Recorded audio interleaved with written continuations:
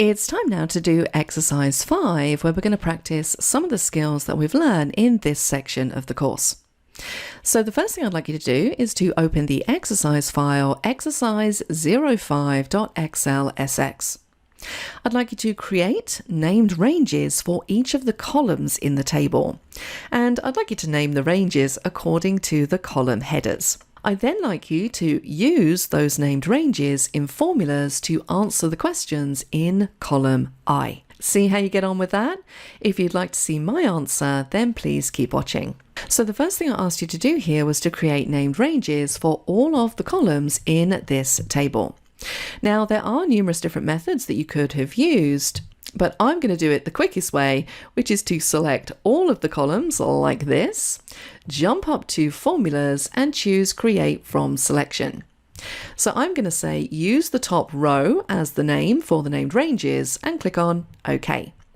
Now I'm just going to check to make sure those have worked by clicking the drop down in the name box, and you can see we have amount, customer, date, description and invoice number.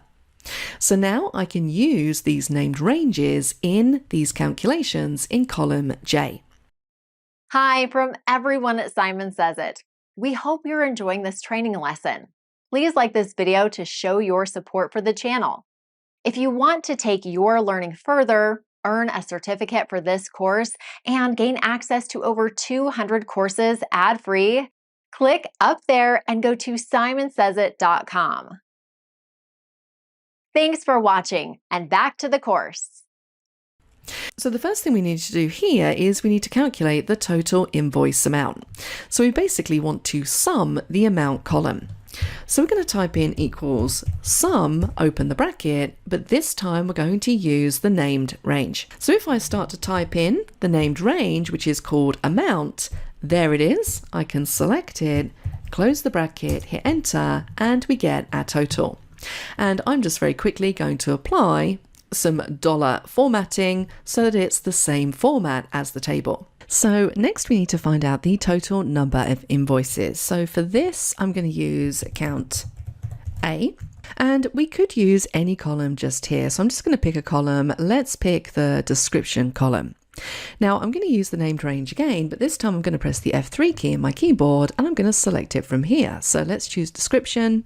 Let's close the bracket, hit enter, and we have 22 invoices in the list.